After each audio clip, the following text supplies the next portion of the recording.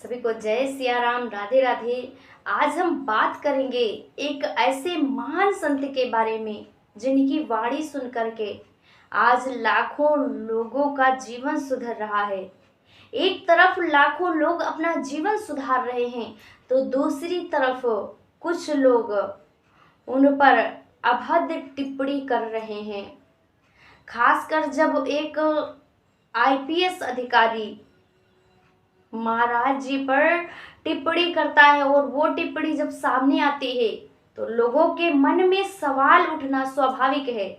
लेकिन आज हम किसी समर्थन या विरोध की बात नहीं बल्कि बात करेंगे सत्य, संतुलन और समझ की।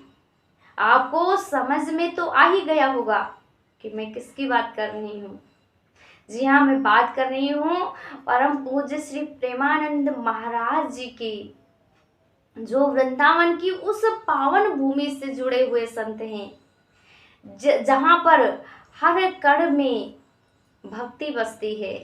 उनकी वाणी में कोई दिखावा नहीं है, कोई जटिल ज्ञान नहीं है, बस सीधी सी बात और सच्ची बातें कहते हैं। भगवान का नाम लो, अहंकार छोड़ो और जीवन को सरल बनाओ। आज लाखों लोग उनका सत्संग सुन करके नशा छोड़ रहे हैं, तनाव से बाहर आ रहे हैं और अपनी जिंदगी को सही दिशा दे रहे हैं।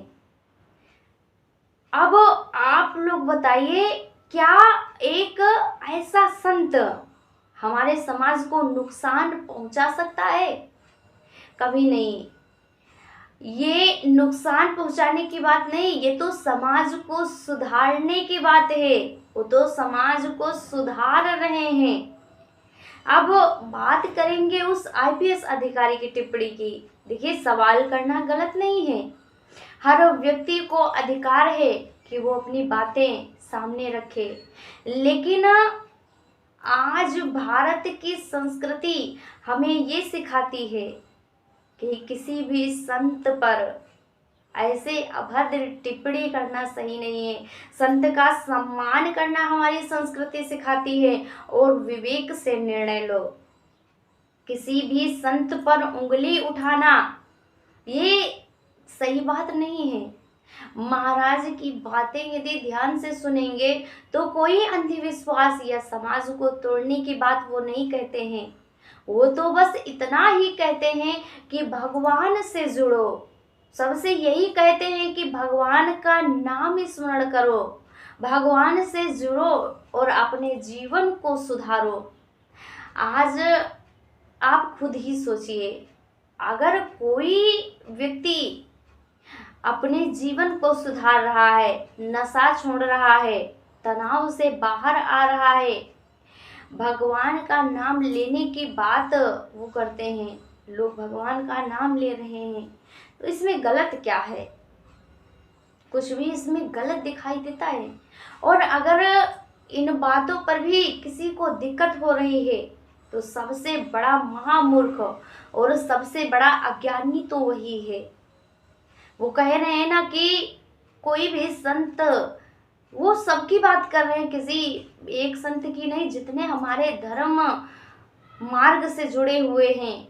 जैसे बड़े बड़े कथाकार हैं, बड़े बड़े महापुरुष हैं, हमारे पूज्य श्री प्रेमानंद महाराज जी, अनिरुद्धाचार्य जी महाराज, बागेश्वर बाबा जो हैं, धीरेन्द्र कृष्ण शास्त्री जी, सबका नाम लेकर के वो बोल रहा है कि ये अंधविश्वास फैला रहे हैं। यहाँ अंधविश्वास फैलाने वाली बात कहाँ से आई? वो कह रहा है ना कि भगवान नाम की कोई चीज नहीं होती। एक बार कोई जरा उससे जा करके पूछे कि वो जो सांसें ले रहा है वो कहाँ से ले रहा है, कौन दे रहा है, कहाँ से आती है ये वायु? सबके मन में तो एक प्रश्न आ ही रहा होगा। एक कहते हैं ना कि वो विज्ञान की बात कह रहा है, लोगों के मन में ये आ रहा होगा, अरे ये तो वायु पेड़ से मिलती है, ऑक्सीजन पेड़ से मिलती है, इसी से हम सांसें लेते हैं। एक बार आप वो संकट की घड़ी याद कीजिए, कोरोना काल की घड़ी, जब ऑक्सीजन की कितनी कमी हो गई थी। उस समय भी हमारे पास पेड़ पौधे उतने ही थे पृथ्वी पर जितने कि आज के समय में हैं। शायद उससे कुछ ज्यादा ही होंगे, क्योंकि बीच में तो कुछ कट भी गए हैं। पेड़ पौधे तो उस समय भी थे, फिर भी लोगों को ऑक्सीजन की कमी क्यों हुई? पचासों हजार, 1 लाख तक दे करके लोग एक दिन की ऑक्सीजन की व्यवस्था नहीं कर पा रहे थे। क्यों? क्योंकि भगवान भी इंसान को एक ऐसे समय में सब याद दिला देते हैं कि जो तुम ये मुफ्त की वायु ले रहे हो ना, इसकी भी करोड़ों में कीमत है, इसे भी पहचानो तुम। तो उस समय इनका विज्ञान कहाँ चला गया था?